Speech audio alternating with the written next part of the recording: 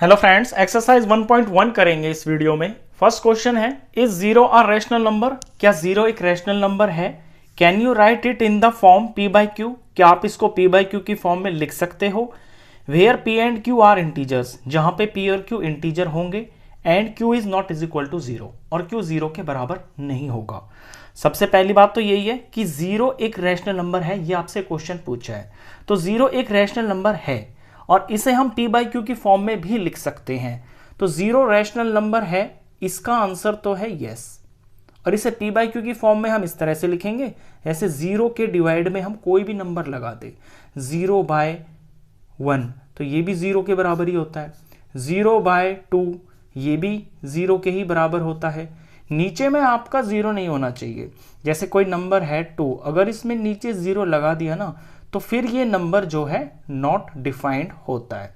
अकेला zero rational number होता है और इसको हम p बाई क्यू की फॉर्म में लिख सकते हैं। जीरो के नीचे कोई भी नंबर आप लगा दीजिए, कोई भी इंटीजर आप लगा दीजिए, वो जीरो ही होता है। अगर जीरो के नीचे मैं कोई नेगेटिव का नंबर लगा देता हूं तो भी ये हमको जीरो ही देगा। ये था फर्स्ट क्वेश्चन। अब आते हैं सेकंड क्वेश्चन के ऊपर। Find 6 rational numbers between 3 and 4। आपको जब भी कोई दो नंबर दिए हों और उनके बीच में आपसे कुछ रैशनल नंबर्स पूछे जाएं, तो सबसे पहले तो इसको आप p बाई क्यू की फॉर्म में लिख लीजिए। ये जो दो नंबर हैं, जैसे ये 3 है तो इसको मैं 3/1 लिख सकता हूँ। ये 4 है, इसे मैं 4/1 लिख सकता हूँ। मेरे को इसके बीच में 6 रैशनल नंबर्स निकालने हैं। आपसे 6 पूछ सकता है, आपसे 10 पूछ सकता है, आपसे 20 पूछ सकता है। आप कितने भी रैशनल नंबर्स निकाल सकते हो दो नंबर्स के बीच में। वैसे अगर आप देखोगे तो 3 और 4 के बीच में आपको कोई भी नंबर दिखाई नहीं देगा, लेकिन इसके बीच में बहुत सारे नंबर्स हैं, फ्रैक्शन नंबर्स हैं जो अपॉन में आएंगे, डेसिमल में आएंगे। वहां से हम कितने भी नंबर्स, इनफाइनाइटली मैनी नंबर्स हम इसके बीच में निकाल सकते हैं। तरीका क्या होगा, ये जो डिनोमिनेटर है आपका, आप इसे थोड़ा सा बढ़ा लीजिए। जैसे यहाँ पे 1 है तो मैं इसे अगर 10 टाइम्स कर लेता हूं तो फिर मुझे ऊपर भी 10 से मल्टीप्लाई करना पड़ेगा, क्योंकि मुझे इसको इक्वलेंट रखना है। इक्वलेंट रखने के लिए मैं यहां पे भी 10 रखूंगा। अब मैं इस क्वेश्चन का यहां पे जो डिनोमिनेटर है ये 10 बना रहा हूं और ऊपर 3 10s are 30 हो गया। इसी तरह से अगला जो नंबर आपको दिया होगा उसका डिनोमिनेटर भी सेम वही होना चाहिए जो आपने यहां बनाया है। तो यहां मेरे को 10 से ही मल्टीप्लाई करना पड़ेगा। तो इक्वलेंट रखने के लिए ऊपर भी मेरे को 10 से करना पड़ेगा। 4 10s are ऊपर में हो गया है 40 और नीचे में हो गया है ये 10। अब ये नंबर मेरा एनलार्ज हो गए, 3 और 4 की जगह पे 30 और 40 हो गया है, लेकिन इसके नीचे में 10 आ गया है, यानी 30/10 और 40/10। अब 30 और 40 पे आपको फोकस रखना है, ये तो सेम हो ही गए हैं। 30 और 40 के बीच में जितने भी नंबर्स आते हैं उनमें से कोई भी आप 6 नंबर्स यहाँ पे रख सकते हो। जैसे 31/10। अभी 10 आपको हर बार लिखना होगा, क्योंकि जो नंबर बना है वो ये 30/10 के आगे जो लिखा जाएगा वो 31/10, 32/10, ऐसे 39/10 तक के नंबर्स आप यहाँ पे लिख सकते हो। 30/10 को नहीं लोगे, 40/10 को नहीं लोगे, क्योंकि आपसे बिटवीन पूछा है। तो आपके आंसर्स हो जाएंगे 31/10, 32/10, 33/10, 34/10, 35/10। 5 हो गए, एक और लिख देते हैं 36/10। अगर आपसे यहाँ 9 भी पूछता तो 9 नंबर आपको यहाँ पे मिल जाते। लेकिन क्या होता अगर इससे भी ज्यादा आपसे पूछ लिए जाते, तो फिर आप इस डिनोमिनेटर को यहाँ पे थोड़ा और बढ़ा देते। अगर यहाँ पे 30 बाय में 20 कर देता, सॉरी, जब हम इसके डिनोमिनेटर को 20 बनाते तो यहाँ 20 से मल्टीप्लाई करते, यहाँ 20 से करते, तो ऊपर में 20 से मल्टीप्लाई करने से ये 60 बन जाता और यहाँ 20 से मल्टीप्लाई करने से ये 80 बन जाता। तो फिर 60/20 के और 80/20 के बीच में आप 18 नंबर या 19 नंबर आराम से निकाल देते। ये था आपका क्वेश्चन नंबर 2। इसी तरह का क्वेश्चन नंबर 3 है, वो भी सेम इसी तरह का है। क्वेश्चन में पूछा है find 5 rational numbers between 3/5 and 4/5। अब ये नंबर्स हैं मेरे 3/5, दूसरा है 4/5। अभी ऑलरेडी यहाँ p/q की फॉर्म में लिखा हुआ है, लेकिन गौर करें तो ये है 3/5 और ये है 4/5। अब डिनोमिनेटर्स इनके सेम हैं ऑलरेडी, लेकिन ऊपर जो नंबर 3 और 4 है इसके बीच में मेरे को कोई भी नंबर दिखाई नहीं दे रहा। लेकिन अगर मैं इसको थोड़ा बढ़ा लेता हूं नंबर को, डिनोमिनेटर को जब मैं बड़ा करूंगा तो उसी के हिसाब से मेरा न्यूमरेटर भी बड़ा हो जाएगा, उसके अंदर मेरे को नंबर्स मिल जाएंगे। तो इसे मैं थोड़ा बड़ा कर लेता हूं, मैं सीधा इसको 10 से मल्टीप्लाई कर लेता हूं। आप अपनी जरूरत के हिसाब से कम से भी कर सकते हैं, ज्यादा से भी कर सकते हैं। अब मैं सीधा जब इसे 10 से मल्टीप्लाई करता हूं ऊपर नीचे, तो ऊपर तो हो जाएगा 30 और नीचे हो जाएगा ये 50। ऐसे अब मेरे को नीचे यहां भी 50 ही डिनोमिनेटर चाहिए, तो यहां 50 डिनोमिनेटर होने के लिए मुझे यहां 10 से ही मल्टीप्लाई करना पड़ेगा, और इसको इक्वलेंट रखने के लिए ऊपर में भी 10 से ही करना पड़ेगा। तो 4 टाइम्स आर हो गया है 40। अब नंबर मेरा 30/50 और 40/50 बन गया है। अब 30/50 और 40/50 के बीच में नंबर्स आएंगे 31/50, 32/50 से लेकर 39/50 तक के। ये 9 नंबर आ जाएंगे आपके। इनमें से आप कोई भी 5 नंबर अपने आंसर में लिख दीजिए। तो हम आंसर में लिख देते हैं 31/50, 32/50, 33/50, 34/50 और 35/50। आप इसे 10 से ना लेके अगर आप इसको 5 से भी लेते तो देखिए क्या आंसर आता। यहाँ पे 5 5 25 आ जाता और यहाँ पे 5 4 20 आ जाता। मैं जस्ट करके बता रहा हूँ आपको, आप कैसे भी कर सकते हो। आपको तो ये देखना है कि आपकी रिक्वायरमेंट कहाँ पूरी हो रही है। इसी में थोड़ा सा और देख लीजिए, ये 3/5 है, ये 4/5 है।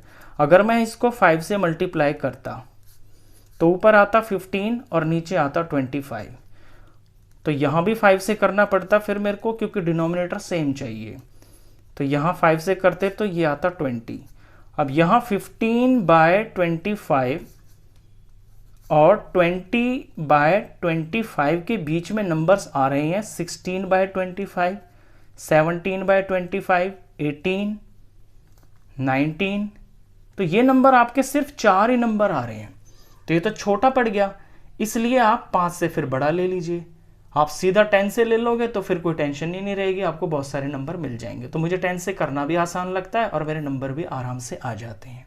तो ये आपके ऊपर है कि आप यहाँ पे क्या ले रहे हो, बस आपकी रिक्वायरमेंट पूरी हो जानी चाहिए। ये था क्वेश्चन नंबर 3। अब करते हैं हम question number 4।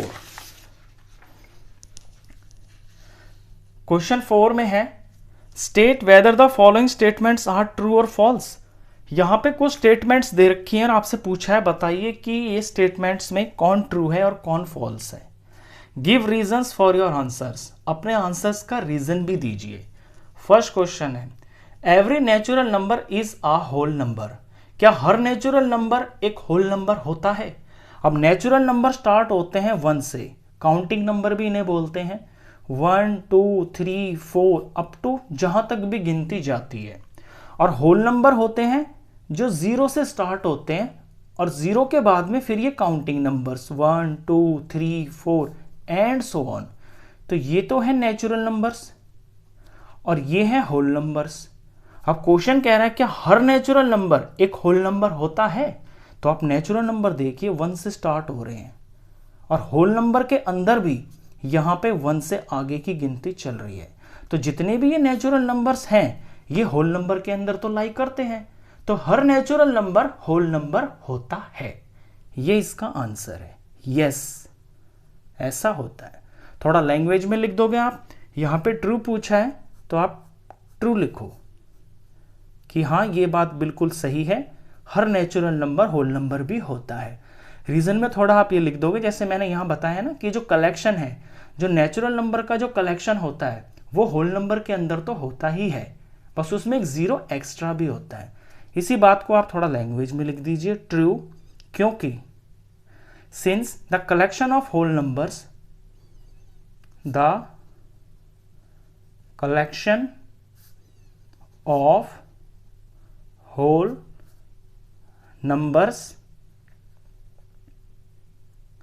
contains all natural numbers, contains all natural numbers। जब रीजन पूछा है तो फिर आपको लैंग्वेज में लिखना पड़ेगा। सेकेंड पार्ट देखिए, every integer is a whole number. क्या हर इंटीजर होल नंबर भी होता है? तो पहले तो इंटीजर्स को देखिए। इंटीजर होता है आपका 0 और 0 से आगे चलने वाले positive numbers 1 2 3 and so on, जहां तक भी गिनती जाती है। और 0 से पहले नेगेटिव नंबर्स जो होते हैं -1 -2 -3, यहाँ लेफ्ट में जहां तक भी गिनती जाती है नेगेटिव में, ये सारे नंबर्स आपके इंटीजर होते हैं।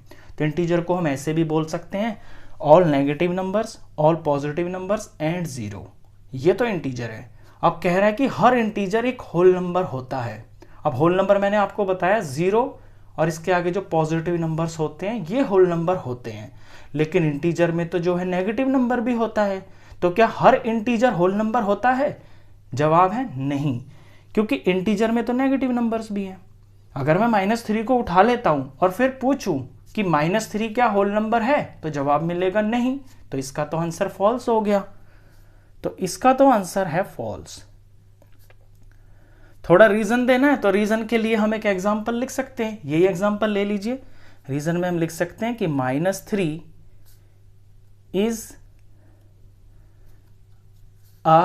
is an integer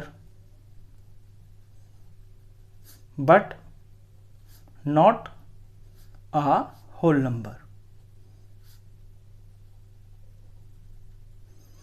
अब आते हैं थर्ड पार्ट पे। Every rational number is a whole number. क्या हर रैशनल नंबर एक होल नंबर होता है? अब रैशनल नंबर देख लीजिए। रैशनल नंबर वो होते हैं जिन्हें हम p/q की फॉर्म में लिख सकते हैं, ये होते हैं रैशनल नंबर्स। क्या हर रैशनल नंबर होल नंबर होता है? अगर मैं कोई एक नंबर लिख लूं, 5/6 लिख लेता हूं, तो ये मेरा रैशनल नंबर तो है, लेकिन ये होल नंबर नहीं है, क्योंकि होल नंबर के नीचे जो है ना आपका कोई और नंबर नहीं हो सकता। अगर मैं यहाँ पे 4/1 लिखता हूँ तो ये रैशनल नंबर है और ये होल नंबर भी है, क्योंकि 4/1 जो ना अल्टीमेटली 4 ही होता है। लेकिन 5/6 एक रैशनल नंबर है, लेकिन ये होल नंबर नहीं है, क्योंकि इसके नीचे एक नंबर 6 आ रहा है 1 से अलग। तो हर रैशनल नंबर होल नंबर नहीं होता है। तो इसका आंसर होगा फॉल्स। ऐसे ही आप एग्जांपल दे दीजिए। For example 5/6 is a rational number but not a whole number। 5/6 is a rational number but not a whole number। ये लास्ट पार्ट था। क्वेश्चन खत्म।